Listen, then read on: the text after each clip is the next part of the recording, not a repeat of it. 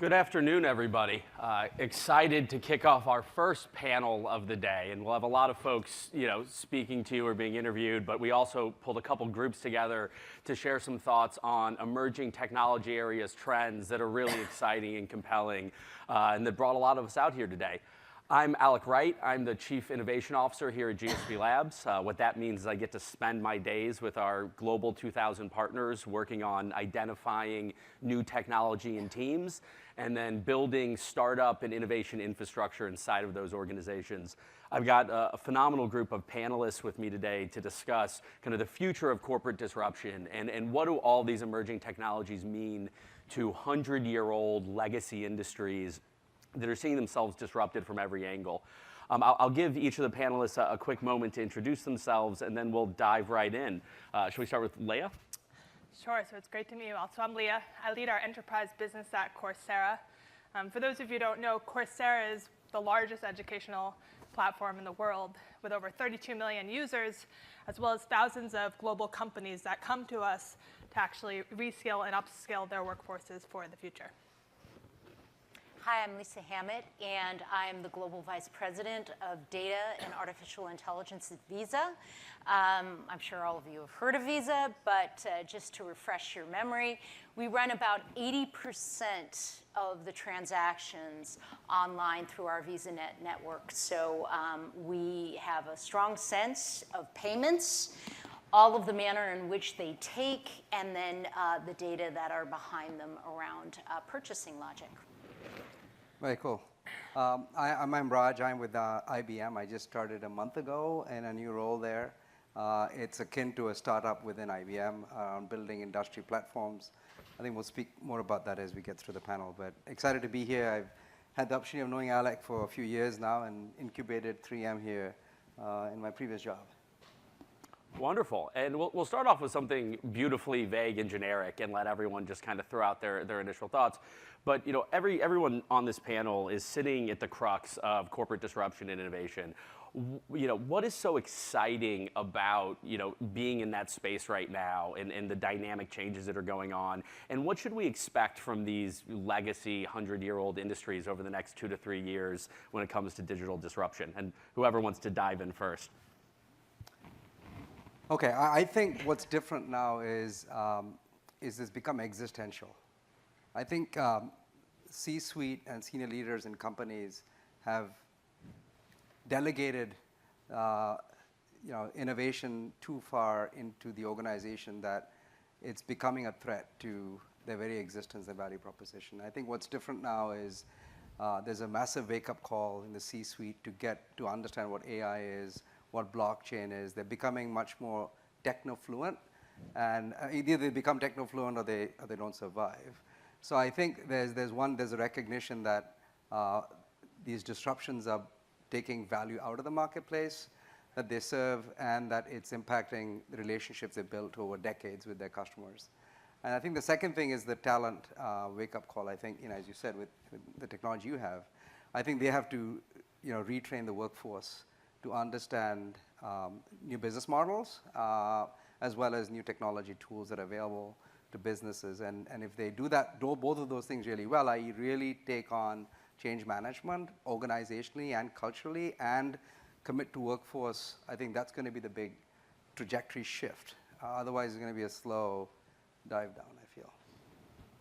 And I think for my part, I live in the microcosm of, I think, much of that's happening right now around data disruption. And so that means that we've now entered into the next wave, that data will come back to people, to consumers. The consumers will control their data. They'll control intelligence about themselves. And I, for one, am thrilled about this because clocking about 28 years in artificial intelligence. And so I've seen the different ways that AI has manifested itself, particularly as consumers have used the technology.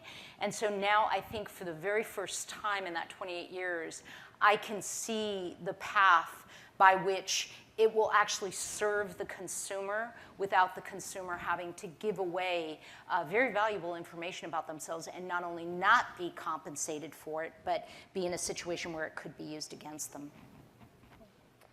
And on my end, there's sort of two things that capture my imagination. One is just the degree to which the disruption is impacting the core strategy of companies. So it's one thing to imagine Snapchat and Instagram disrupting Kodak. It's another thing to imagine someone like Philips, so a big client of ours in Europe. They're a lighting company. And now what they need to do is actually become a software-enabled IoT lighting company, completely changing what they do, which is not something they would have imagined 10 years ago. But what's exciting, and I think Michael mentioned this, is that unlike the past technological revolutions, whether it be a manufacturing revolution, trends in Detroit, the evolution of steelworkers, where there was massive, massive collateral damage, what's different now is that we can actually provide access to world-class education at scale so that we can minimize damage to employees and to talented people who have an opportunity to actually continue with their companies and learn and reskill as this revolution is taking place. And that's something that's completely different from the way our society was disrupted and changed in some of these past moments. No, it's really helpful context, and I think, corporate disruption, and I kick myself for even having it in the title of this thing, is that buzzword and that term that everyone's been talking about, especially over the past 5 to 10 years. But it really feels like technology is finally starting to catch up with kind of the hype and the excitement. I'm curious, though, from everyone's perspective, what are the biggest challenges, and part of this came out in some of the prior answers, but what are the biggest challenges that large organizations, especially legacy organizations, are having kind of facing this technological renaissance? And specifically, what is the role of the broader innovation ecosystem and economy and the startup community and playing a role there? And to whoever wants to dive in. I think there's a melding of, the best practices that I think we can get from the startup community, because the startup community is very agile. I think the startup community has perfected a motion where you stand up a candidate very quickly, you iterate over that success, you throw away what isn't working, you have your results in hand, you gauge that, and then you have a sort of self-fulfilling prophecy of what that product's going to be. We haven't always been that great about that in large organizations, right? We've adopted more of a waterfall method, which we don't need to any longer, right? We can fail fast. And so I think that right now we're just about at that tipping point where the people in the startup community, they're doing what they do best and they're giving us that knowledge, and then we're doing what we're doing best, which is to scale that model. I'll give you 2 confidential examples. Love it. Okay. So this morning we had a call with one of the larger beverage companies, and they also happen to make ice cream. And the challenge they have, we have a platform that gives you near real-time insights. You'd expect, being in the Valley and in this business, you could act on an insight maybe in a month at worst. So this client happens to have an outsourced contract with merchandisers who call on stores on 3-year contracts. And they're paid based on more visits they make versus less. So the platform that we gave them tells them make fewer visits, change the assortment, change the mix, reposition the ice cream refrigerator, and you'll increase turns. We have a predictive platform that does that. But they can't move on that insight because they're bound by these contracts, and the change management process just doesn't let them. So one of the things is they've gotten so good at it that they've optimized it, they've outsourced it, and they're contractually bound to that. So they can't act on that insight. More recently, in my most recent role at Ford, there's this value chain in the automotive business, mobility value chain, and automotive companies are increasingly launching service models. The problem is that they also have a fleet business where they have companies that buy tens of thousands of vehicles that want to launch telematics or launch some kind of over-the-top service. And the incumbent automotive company also has the same idea. Now, who has the right to the customer? Is it your channel, or is it you? And you get into this trade-off where you say, okay, I'll give up all those sales to that fleet customer now, and I'll buy telematics revenue for the future. No CEO is going to make that choice because it's going to impact your EPS next quarter. And so I think these are trade-offs which are zero-sum games. And I think it's very difficult to break that cycle without reinventing what business you're really in. And I think that's the shift that CEOs eventually have to make, is that they have to give up something substantial to gain something else in the future. And the way Wall Street works, it's very, very difficult to do both at the same time unless you carve out a company or carve out a team, which itself is a cultural challenge. So you don't get to transform your company for free and without any sacrifice, right? Yeah. Sure. Any thoughts on it, Leah? Yeah, no, I think Raj is right. I think one of the biggest things that large companies learn from startups is actually how to innovate in their core business model, and that's something that's been sort of talked about and discussed for years. The example that sticks into my mind recently is we have a big partnership in L'Oreal, one of the largest global cosmetics companies. And they've spent a lot of money and a lot of investment developing a culture of learning and culture of innovation, and it goes to how they hire, it goes to how they educate, and why. They've also built separate teams because they want to figure out the next cosmetic brands. And we were visiting them recently, meeting their chief innovation officer, and what was he most concerned about? He was concerned about Glossier. So I don't know if not all the men in this room may know this brand, but Glossier is a startup makeup company that launched completely online with 5 products and is now one of the biggest cosmetic, one of the hottest cosmetic startups in the industry. And it's the type of innovation and how to launch a company, how to create products, how to build a product line and a brand that just took a company like L'Oreal by storm. But it's by looking at startups like that they can figure out how to move quickly, how to rethink sales and marketing, and how to rethink their core business model. It sounds like there are a lot of lessons, and that's what we're always seeing, kind of moving between these different organizations and dynamics. And I'd love to throw something specifically over to Raj. Over the past couple years, you've worked at kind of classic legacy industries and companies like 3M and Ford, and then recently just made a transition over to IBM. What's the difference you see between these kind of non-digital first companies and then an IT leader like IBM? I think the experience that I drew from my long stint at 3M and then a shorter stint at Ford is that you have to get the attention of the C-suite. You got to get the CEO to accept a change management program and then sponsor it. Unless that happens, it's very difficult to move the needle meaningfully in the context of the size of the company. You might get away with a $50, $100 million initiative for a couple of years, but for you to get those big wins, you have to get the organization to allocate the resources and the mindset to make that shift happen. In legacy companies, that's not easy to do because you've got a whole organization to bring along with you. The CEO's tenure is 5 to 10 years at best. There are a lot of challenges in making that reality. And usually in those scenarios, the risk profile of those companies don't allow them to externally talk about them taking on more risk, because that has a direct impact on the valuation of the company. Because if they went out and say we're placing some bets on some risky investments because we have a hunch about what's going to succeed, like in the example you said, if L'Oreal actually said we're going to disrupt ourselves, I don't think Wall Street would really accept that. So I think that's some of the realities. It's kind of obvious what you have to do, but you really can't do it. You can hope that that doesn't happen to you.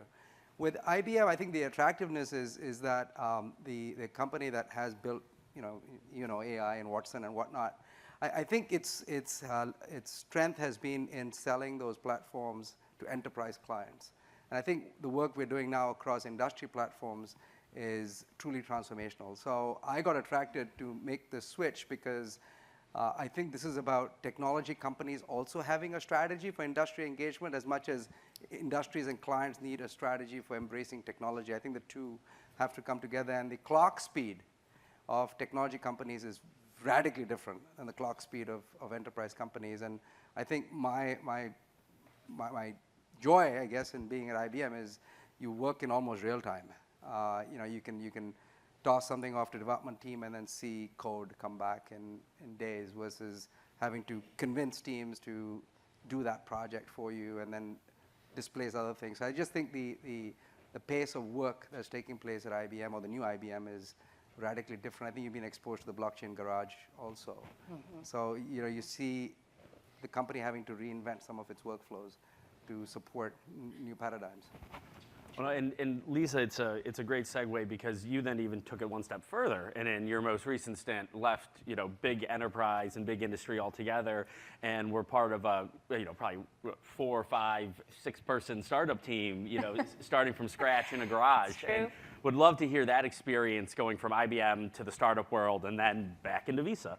Totally, and it's strange because we share the heritage. Wright was running the Watson Group out of 505 Howard, Watson in the cloud, and left to start a very different kind of technology where really everything in the company was focused on the technology. We were building, just in a nutshell, facial recognition where we were kind of taking it to the next step and we were extracting emotion out of the consumer of information, but doing it in a really hard way where we couldn't store that data of the face. The face could never go in the cloud where we would train it, on large data sets. It had to be completely ethical, whereby, it was for the user and protected the user's identity. So that was the kind of challenge that got me up in the morning. So, I joined with a group of folks from MIT and Jet Propulsion Labs, and we sort of figured it out. And we ultimately did have a large customer, right? And do have a large customer who's deploying the technology. But you'd be surprised, Alec. In fact, I'm going to be a bit of a maverick today to tell you it's more of a continuum than you'd think, right? Because a lot of the ways that the blockchain garage is set up, or back then when we had galvanized, right, in the city with Watson, you are cordoned off from the organization in many ways. And so, your placement model, your pricing model, a lot of that's very different than the mothership is. And so the corporations are super smart and rational in that sense that there could even be cases whereby the badges of the heritage people of the mothership don't even work in those small cloistered off locations. And I've seen that happen. So when you're in that kind of an environment and then you segue to a startup company, you really can go forward without missing a beat. Now, taking facial expression and recognition systems and moving it to a Visa, that's more of a continuum than you would think as well, right? Visa is a technology company that often masquerades as a financial services company in the sense that over 60% of its employees are technologists. So there are a lot of people there doing innovation. We have a large research center in Palo Alto. I spent a lot of time there, people doing AI. And so when you start looking at facial expression and recognition systems and you take that discipline in AI, computer vision, GANs, all the stuff that I do, that's the token for payment. The use case is that we're not going to be paying with a 16-digit PAN very much longer. We're going to be dealing with our face being the segue to a huge transaction, and that shopping cart is going to be dynamically filled on the basis of our expression, and what our experience is either in the physical storefront or online, where we have created a customer experience that very much mirrors or augments what we share in a shopping experience. So it's much more interlinked than you think. Well, I mean, I love to hear that. And from time to time, you definitely do. And what it sounds a lot like is it matters where you're going and where you're coming from in the DNA of the organization. But it sounds like a lot of good work's being done to set up those safe places where people can innovate and not be kind of crushed by the antibodies of the parent company or Wall Street in a lot of instances.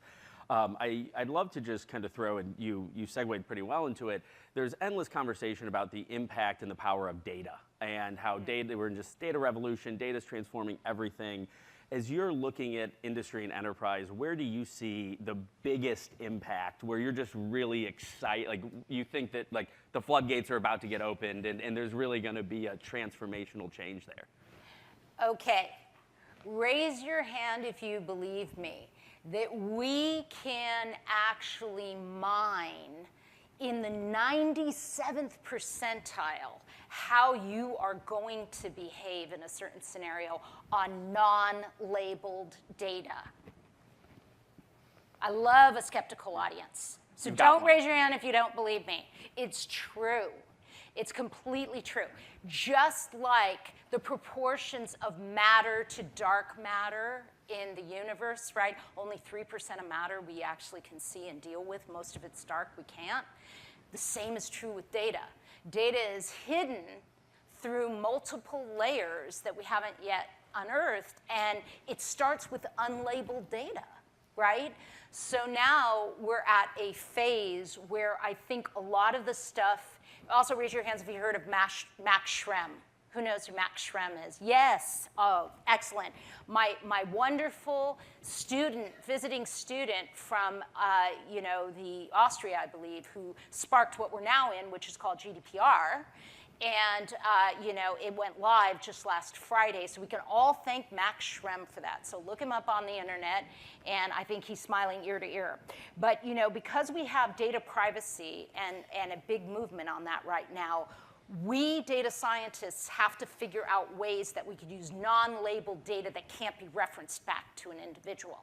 So the task before us is how we're going to simulate those data sets, or how we're going to create them on the basis of other data elements that really can't be traced back to anything personal about you. And I'm the most excited that we have made unbelievable strides in that area, and I think that really does usher in the future of what AI is going to be. So is it turning small data into big data, or how do you think about that? Yeah, think of the gaming world, right? The gaming world, if you go out on Blender and you start off with, something even modest, like 10 models, right, that could represent a face through generative adversarial networks, those 10 models of faces where diversity matters, whether or not you wear glasses matter, every possible permutation you can think of, those 10 models become a million different discrete faces very, very quickly, right? Because we have a cat and mouse game with the computer where we can generate it, and we don't actually have to store personal information to do it. So it's pretty exciting in terms of our digital Bill of Rights that we're going to have for consumers. Well, and you can't have a conversation with data without having a conversation about data privacy today. Precisely. And I want to be cognizant of time, so I want to throw one kind of last question out to the group, and I'd love to start with you, Leah, is, everyone's been talking about data science as the skill of the future, and Harvard Business Review called it the sexiest profession of the 21st century. What are the other skills of the future that large enterprise needs to be engendering and driving into their workforce, like just aggressively? Yeah, absolutely. So, first on the data point, I do think some of the examples that Lisa gave are shocking. Like, you're always surprised about new things that people can do with data. But when I look at the corporate space, what's most striking to me is the degree to which companies are having to invest in data fluency across the organization, not just in the amazing innovation hubs in Silicon Valley, but in their marketing departments, in their sales departments, in every core function. And what's interesting when you look at a company like Coursera, so we have over 100 million enrollments in courses on our platform, and a huge chunk of those are in data courses. And what you see when you dig into the data, it is not just core data scientists who are learning machine learning or learning how to be AI programmers. It's people who are program managers, people who are doing sales, people in every function that are trying to upskill, because data becomes part of their core fluency and the core thing they need to do for their jobs. And that's, to me, the transformative revolution, in addition to these sort of big ideas. To the question of skills of the future, it's something we talk about every day with sort of every company that comes to us and says, what do we need to learn? Coursera put us on the right path. And the things that come up are the things you hear about. It's AI, it's blockchain, it's drone technologies, it's robotics. But at the same time, there's a set of companies that also realize, I'm only going to fill a certain percentage of my workforce with that talent base. What about the people who are going to specialize in the skills that the technologists don't have? So there's also just a huge focus on soft skills to complement some of those automated and data-driven technologies. And finding that balance and building a workforce that has both of those skill sets, I think, is one of the major challenges of companies, and frankly, one of the challenges that distinguishes companies like Visa and IBM that are known for having incredibly forward-thinking talent strategies from others who, frankly, knock on our doors the other day and put their hands up and say, what are innovative companies doing? Just tell us what we should learn. And that's the vast majority. These guys are amazing leaders and really the exception, and their companies are exceptional. But that's not the majority of sort of corporate America, and certainly not global corporate space. You can get a little, you can be a little deceptive out here where you see the tip of the iceberg and you're like in the valley and you've got a lot of really forward-thinking companies, and then there are the rest of the global 2000 out there. Raj, Lisa, anything to add on the skills of the future? I think Leah hit it on the head. I think you know, the yin and the yang, I think, is the creative learning that the organization needs. You know, design thinkers and design thinking skills, entrepreneurship, and being able to apply new models to science, I think, is what is really required. Companies have to get more imaginative and leverage all the data that they can harness. And to the point about you know, dark data, I think quantum computing skills is going to be in high demand in the future, very near future. Without a doubt. And you know, I know it's always an analogy people use, but it's so true. I helped my son's 6th grade found an AI group. Okay, and what I learned from 6th graders, you would be shocked. They see patterns that I just don't see. And, you know, I think that what it's taught me about the skills that are required is we've got to double down on creativity. We just have to. You know, for them to be able to find 23 reasons in less than a minute of how we know that the light bulb went out on the refrigerator when the door is closed, and most of my team would be lucky if we got 5, you know, tells me we've got to invest in that capability. Awesome. Well, let's thank our panelists and really appreciate your time up here today. Lead the way.